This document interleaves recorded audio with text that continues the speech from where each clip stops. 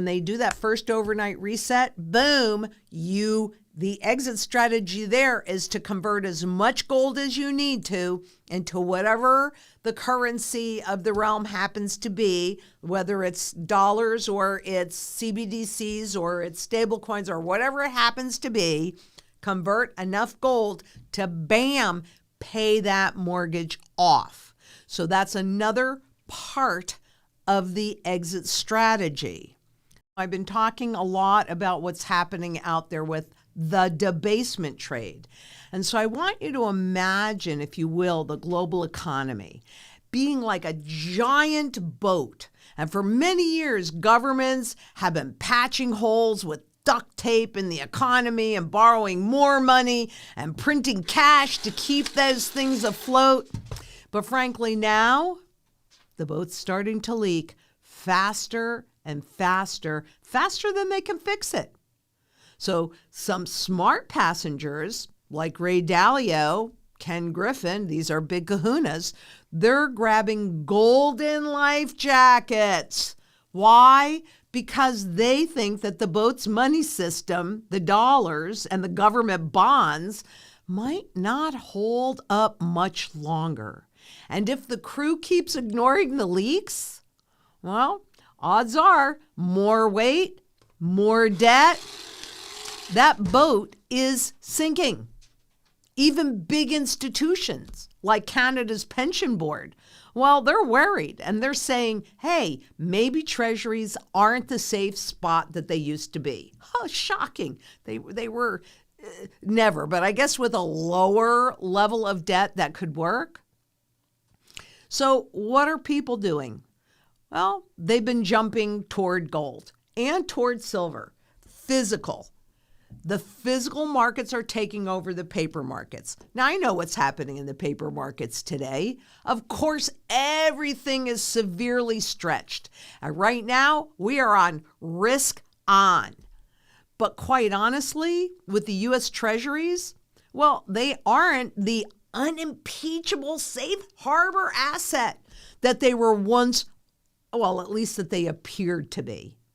And it's a phenomenon repeated across the bond markets all over the world. Those long-term bonds, we've talked about this quite a lot. And as you can see, the percentage of foreign officials' share of outstanding treasuries, we've talked about this over and over again. They've dropped from over, well, I think in 2008, we were at 45%, and now we're down to like 15%. Hence the stable coins to create a new false market. And what about gold?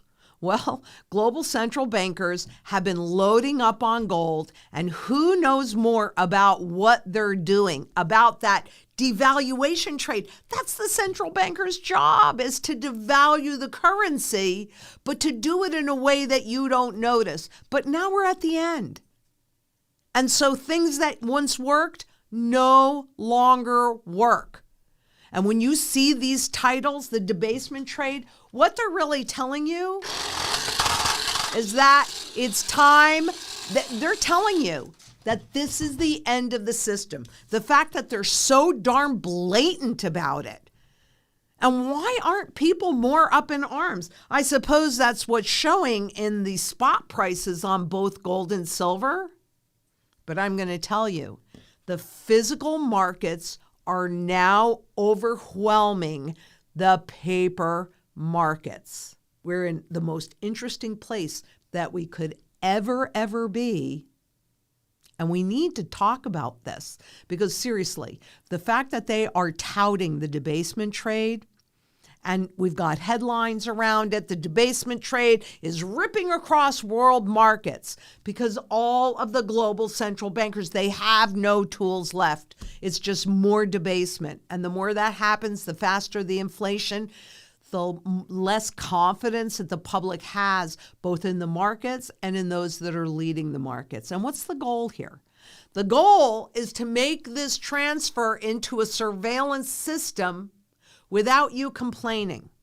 without you realizing that that's what's happened. But you're here, so I know that you do realize it.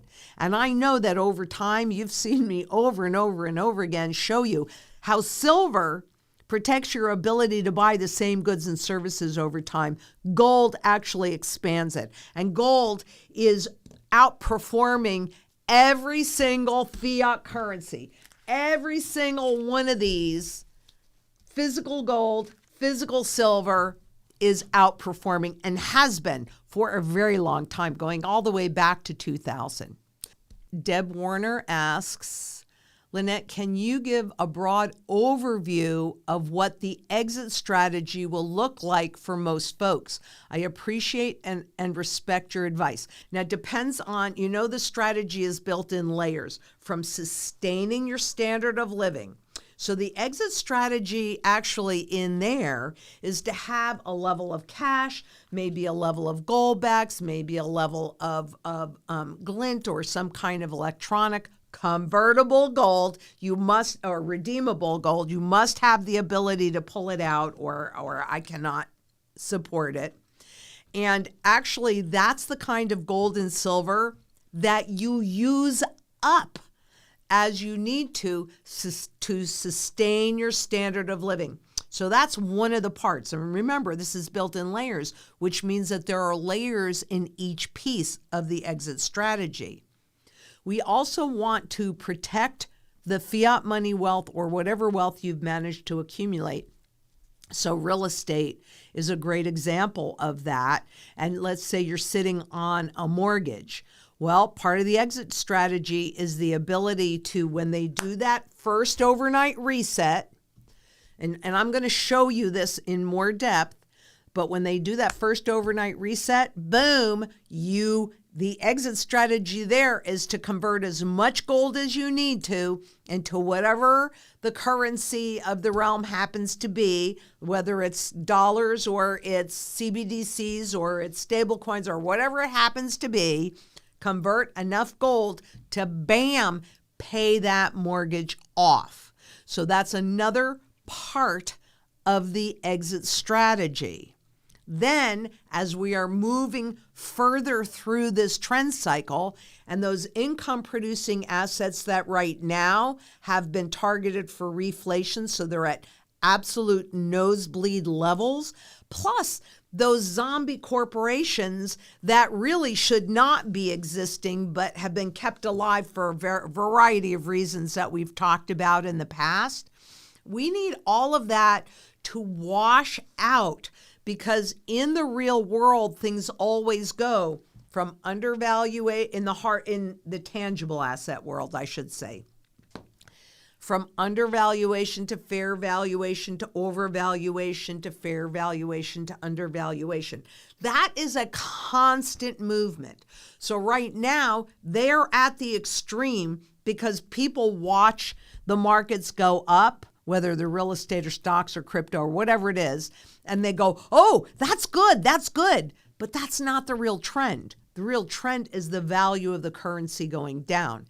Having said that, when all of that inflation is burned out, so you have them going from here down to an undervaluation level, and we see who survives and what is exactly happening in there, well, if you have the gold, it holds your purchasing power intact. Actually, this is more accurate. It holds your purchasing power intact. And so then it will be time to exit some of this, and depending upon what we're looking at, whether it's rights or income producing real estate or even dividend paying stocks that have actually survived this, etc. Then we start to exit out of this and convert into those income producing assets when they are severely undervalued. And in essence, as an overview, that's the exit strategy of when you get out. But the other part of the exit strategy is making sure that when you use your barterable portfolio, remember, this is your principal. You're using up your principal. When you're converting your gold into fiat to pay off that mortgage, again, you're using up your principal. When you are using your gold to convert into income producing assets, again, you're using up your principal. But that doesn't do you very well when we're in on the other side of this transition. So a big key component of the strategy is the principal that you are likely to use up as we are going through this trend cycle gets recouped.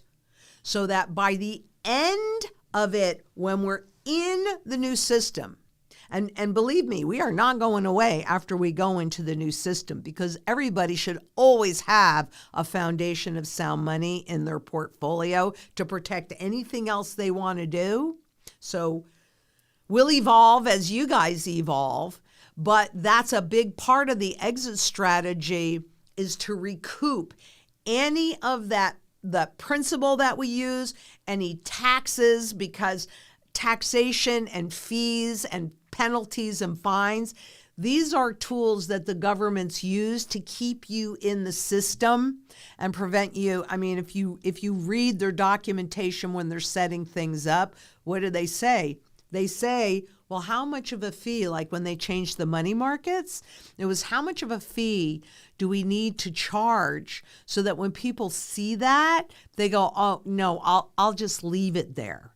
That's the main focus, not on protecting your wealth and your assets. But what do they need to charge you? It's the same thing with IRAs. People go, oh, I don't want to pay those taxes. Well, you're always going to pay those taxes. You can decide when and how you're going to pay them, or the government can decide when and how you're going to pay them.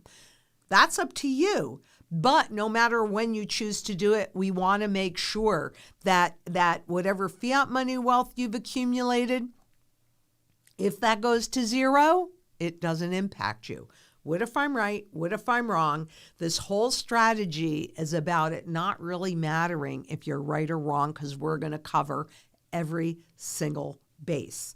So that is a general overview. I will be getting a bit more specific than that and doing it with images and pictures, etc. And Brandon A. asks, a big key component of the strategy is the principle to own Bitcoin. Well, Brandon, I mean, I'm glad that you have confidence that it's going to survive this test, and you could be absolutely right. It very well could, because it certainly appears that Wall Street has adopted this new tool to make money. But I'm not really convinced. And I've lived through, in the 60s and in the 70s, I lived through these transitions. So here's the reality. What can you convert Bitcoin back into? Dollars, euros, yen, what have you. So all of this stuff that you can only convert back into fiat will go the way of the fiat. They can make the markets look like they're going up. Is that why you're buying Bitcoin? Because it's going up? I can see some of the functionality for those that are in power, but it doesn't have the broadest base of buyer. It has a buyer in one place. So if there's a problem in that place, you're going to have a problem. With physical gold and silver, and we're seeing this happen right now, where the physical markets are starting to take control over the paper markets. I don't know if this is really going to stick yet. We're going to have to wait and see. Just like you don't really know if Bitcoin is going to stick and have value. Let it run the test. When it runs the test, as long as you have purchasing power value intact, you'll be able to buy it a whole lot cheaper if it passes the test. And nobody knows the answer to that at this point, but we will find out. And even if you do choose to hold Bitcoin, that's fine. You just make sure you're properly diversified. You got this intangible over here that they like to depict like a gold coin. It's not a gold coin. But, and you know, I was playing solitaire, and, you know, I don't have the ads turned off on the solitaire, so there's all these ads that come up. And what are they always showing you? Lots of gold coins, aren't they?